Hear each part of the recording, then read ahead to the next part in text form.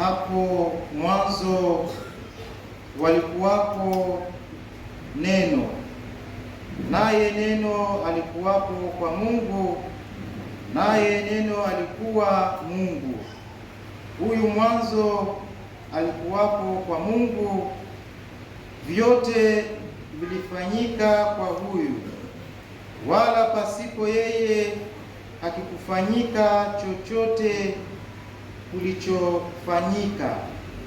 Ndani yake ndimo ulimkuwa uzima, nao ule mzima ulikuwa nuru ya watu, nayo nuru yang'aa kizani, wala kiza halikuiweza. Palitokea mtu ametumwa kutoka kwa Mungu, jina lake Yohane.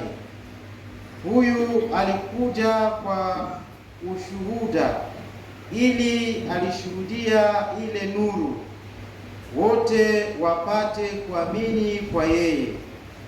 Huyu hakuwa ili nuru, bali alikuja ili aishuhudia ili nuru. Kulikokuwa nuru halisi, amtiaye nuru kila mtu akija katika ulimwengu. Alikuwapo ulimwenguni, hata kwa yeye ulimwengu ulipata kuwapo, wala ulimwengu haukutambua. Alikuja kwake, wala walio wake hawakumpokea.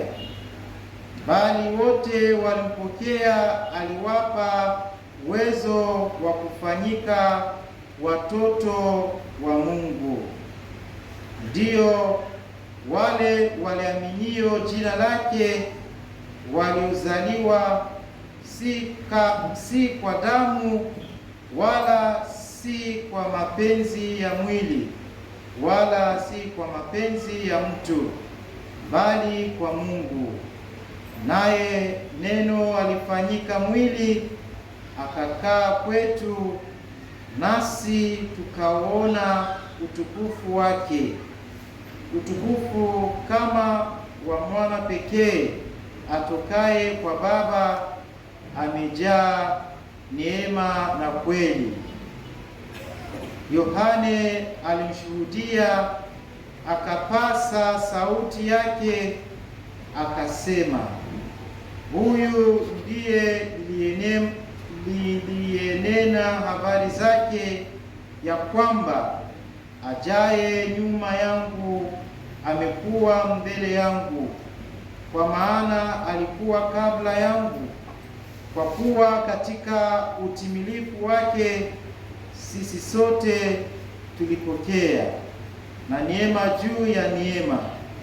Kwa kuwa Torati ilitolewa kwa mkono wa Musa, neema na kweli zilikuja kwa mkono wa Yesu Kristo.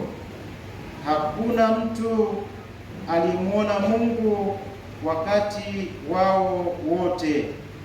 Mungu mwana pekee aliye katika kifua cha Baba, huyu ndiye aliyemfunua.